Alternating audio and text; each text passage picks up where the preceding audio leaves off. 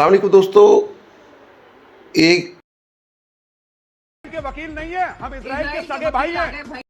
पर और मोहम्मद साज हैं, उन लोगों को तबाह किया जाए, उन लोगों पर क़यामत बर्पा कर दी जाए।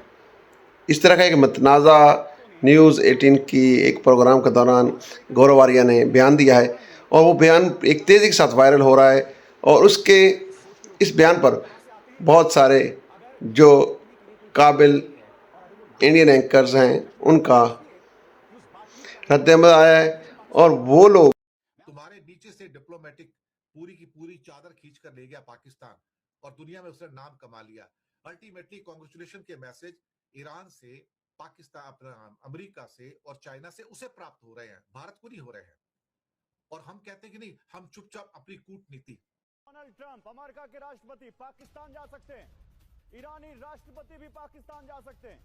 तो पहले दौर की वार्ता विफल होने के बाद अब और बड़ा डेलीगेशन और बड़े चेहरे पाकिस्तान जा सकते हैं। खींच कर ले गया और अपना नाम कमा गया। तुम मुंह देखते रह गए। कहाँ गया वो जयशंकर जो कहता था कि हम दिलाली नहीं करते? क्या सारे मुल्क दिलाली कर रहे हैं सुलह करवा कर? एक तो वैसे ही इतने मुश्किल दौर से इस वक्त पूरी दुनिया गुजर रही है, हमारे देश में भी हमने गैस की किल्लत देख ली, लोग कितने परेशान हैं। उस पर से गोदी मीडिया पर जब इस तरह के लोगों को प्लेटफॉर्म लगातार दिया जाता है जो कि मेजर है, एक्स मेजर गौरव आर्या इतनी भद्दी और इनसेंसिटिव बात बोलकर चले गए टेलीविजन चैनल पर, सिर्फ टीआरपी के लिए ये लोग ये सब हरकतें करते हैं। और आप एक चीज नोटिस कीजिएगा, न्यूज़ 18 इंडिया पर जब ये बोल रहे थे, इनका ऑडियो बिल्कुल प्रॉपर था, अच्छा खासा लाउड था, चाहते तो फेड आउट कर सकते थे, लेकिन क्योंकि वो मानते ही नहीं है कि जो भी कह रहे थे गलत कह रहे थे, चैनल जो चाहता है वही बात ये बोल भी रहे थे, इन्हीं सब चीजों से टीआरपी मिलती है, एंकर भी बीच में आकर कुछ नहीं कह रहा है। तो ये सारे साइंस ये बताते हैं कि this is what these channels want to propagate. और ये सारे न्यूज चैनल्स, देश की सरकार, मोदी सरकार जरा देख ले कि ये आप लोगों के भी डिप्लोमेसी पे, आप लोगों के काम पर भी किस तरह से मिट्टी डाल रही है। मतलब अगर हमारे देश का कुछ नुकसान होगा ना, उसमें सबसे बड़ा योगदान ये न्यूज चैनल और इस पर बैठे ऐसे लोगों का होगा। इनको बैन कर देना चाहिए। चैनल्स जो कि इन लोगों को अपने मंच पर बुलाते हैं और ऐसी बात करने देते हैं, बीच में कोई घुस के बोल भी नहीं रहा है, कोई अपॉलॉजीज चैनल की तरफ से नहीं है किस तरह की बात कर दी। अब आप देखिए, ईरान कॉन्सुलेट हैदराबाद में उसने नोट ले लिया इसका। और अगर इनकी वजह से अगर कोई खामियाजा आपको, हमको अगर भुगतना पड़ेगा, हम सब भारतीयों को भुगतना पड़ेगा, हम लोग तैयार नहीं है इसकी। हम नहीं चाहते कोई आके उल जलूल कुछ भी बकवास करके चला जाए न्यूज चैनल पर बैठकर और उसकी वजह से खामियाजा हम लोगों को भुगतना पड़े। तो आप सोचिए कि हम क्यों सफर करें इन लोगों की वजह से। आप बताइए। So it's really important right now that we all should just call out such channels for giving platform to such people and such people should also be called out. तो ईरान कॉन्सुलेट देखिए लिखता है, Gaurav Arya says we are the real brother of Israel and we want Israel to drop 100 bombs on Lebanon and 50 bombs on Gaza. सच में इस शख्स ने ये बात कही। आप सोचिए, ये जो वीडियो यहाँ पर इन्होंने पोस्ट किया उसमें एक्स प्लेटफॉर्म तक को ये कहना पड़ गया है कि भैया ये थोड़ा सा सेंसिटिव है वीडियो की, हम इसको लेकर उन्होंने कुछ इसके ऊपर रिस्ट्रिक्शंस लगाई हैं। लेकिन जो चीज एक्स पर कॉल आउट करने के लिए यूज की जा रही है उसको एक्स प्लेटफॉर्म भी मान रहा है कि वो सही नहीं है। ये हमारे देश के एक नामी गिरामी चैनल जिसकी अच्छी खासी व्यूअरशिप है, जिसकी रीच है, वहां पर बोला गया है, ये लोगों के ड्राइंग रूम्स में, लोगों के बेडरूम्स तक ये जहर और ये ऐसी बात पहुंची है जिसका खामियाजा हमको भुगतना इसलिए पड़ सकता है क्योंकि ईरान कॉन्सुलेट ने इसके ऊपर ट्वीट कर दिया।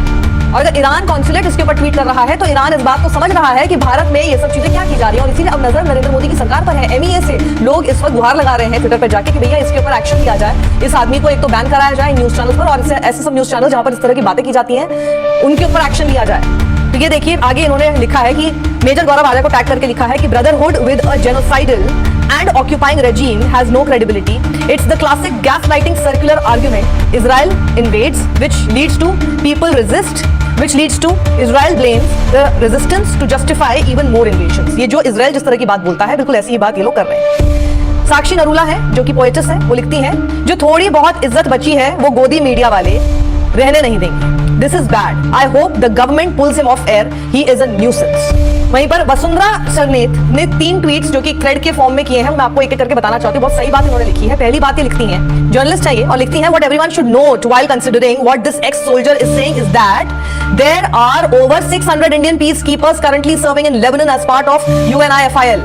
This ex-Indian soldier is saying Israel should drop 100 more bombs on Lebanon.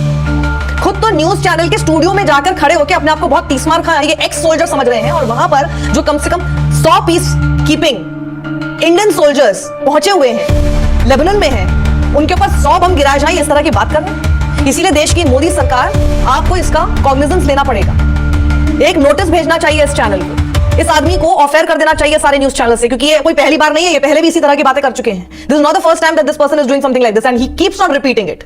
और ये रिपीटिशन क्यों हो रहा है? क्योंकि न्यूज चैनल्स इनको प्लेटफॉर्म देते हैं, वरना ये कहां बोल पाएंगे अगर आप किसी को मंच ही नहीं देंगे इस तरह का. और उसमें मैं सबसे ज्यादा हैरान इस बात पर इसलिए हूं क्योंकि ना एंकर बीच में घुस के बोल रहा है कि नहीं मेजर गौरव आ रहा है, आप ये जो इस तरह की बात कैसे बोल सकते हैं, ना ही उसने बीच में इंटरजेक्ट करके बात बोली कि ये इनकी अपने ओपिनियन है, ये हमारे ओपिनियन, चैनल के ओपिनियन नहीं है. कुछ भी नहीं ऐसा कहा गया. It was endorsed silently. Silence is also a kind of endorsement. It was actually endorsed. आगे वसुंधरा एक और बहुत इंपॉर्टेंट पॉइंट बोलती हैं. वो कहती है he is also saying 50 more should be dropped on Gaza. In my opinion, he is encouraging violence against Lebanese people and also all peacekeepers, which includes Indians. Is this not anti-national? This incitement to more war in a country where Indian soldiers are involved in? बताइए, हमारे उन लोगों को कुछ हो गया जैसे कि आप बोल रहे हैं कि ये सब चीजें करनी चाहिए, मतलब आपको कोई फर्क नहीं पड़ रहा. और उसके आगे वो एक और इंपॉर्टेंट बात बोलती हैं और 2024 की घटना का जिक्र करके बोलती हैं कि Israeli tank fire killed colonel Vaibhav Anil Kale, a former Indian army soldier who was in a UN marked vehicle as he was a UN staffer.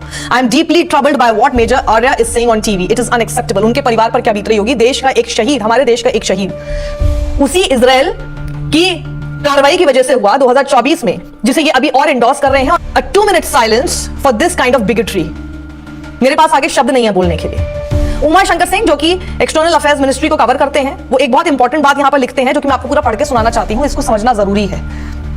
लिखते हैं, भारत और इजराइल के संबंध मजबूत हैं, इसमें कोई दो राय नहीं, लेकिन भारत के ईरान से संबंध भी बहुत गहरे रहे हैं. और एक ऐसे चुनौती भरे समय में जब नरेंद्र मोदी सरकार की कूटनीतिक कोशिश हर पक्ष से संतुलित संबंध बनाकर चलने की है, तभी वो इजराइल के दौरे पर जाते हैं. तो युद्ध शुरू होने के बाद ईरान के राष्ट्रपति से 2-2 बार फोन पर बात भी कर चुके हैं. भारत के विदेश मंत्री जयशंकर और ईरान के विदेश मंत्री से 6-7 बार फोन पर बात कर चुके हैं. विदेश सचिव विक्रम मिस्त्री जाकर सुप्रीम लीडर खामेनेई की मौत पर शोक जता चुके हैं. हॉर्मुज स्ट्रेट के जरिए भारतीय जहाजों के अबाधित तरीके से आने जाने को लेकर कूटनीतिक कोशिशें चल रही हों. has been good to India until now. India doesn't deserve it, and these bigoted idiots are going to ensure that Modi's cowardly policy becomes even more messed up. Indian media is a malignant tumor that needs to be excised. तो आप सोचिए, ये इस तरह की जब खबरें सामने आ रही हैं, इस तरह के जब वीडियो सर्कुलेट होते हैं, वायरल होते हैं, बिना सोचे समझे कुछ भी ये लोग टीआरपी के नाम पे मीडिया हम लोगों की मिट्टी पे लीद करता रहता है और हमें इतनी एम्बैरेसमेंट पहुंचाता है कि समझ ही नहीं आता कि आखिर अब इसको डिफेंड कैसे किया जाए. डिफेंड नहीं करना है, एक्शन लेना है. और एक्शन हम लोगों के लेने से नहीं होगा, देश की सरकार को लेना होगा. एक कड़ा मैसेज अगर आप चाहते हैं कि देश की पूरी जनता, जो 140 करोड़ देशवासी मेरे इस तरह की बातें बोलते रहते हैं देश के प्रधानमंत्री नरेंद्र मोदी, लेट्स सी कि वो 140 करोड़ आपके लिए इंपॉर्टेंट है या फिर एक शख्स जो कि honour to be followed by Narendra Modi लिख रहा है और उसको प्लीज करने में आप लगे कि आप कोई एक्शन नहीं लेते. और साथ ही क्योंकि जिस चैनल पर वो है उसके खिलाफ भी आप एक्शन शायद ना लेना चाहें फॉर वेरी ऑब्वियस रीजंस, तो सब कुछ बहुत साफ होगा.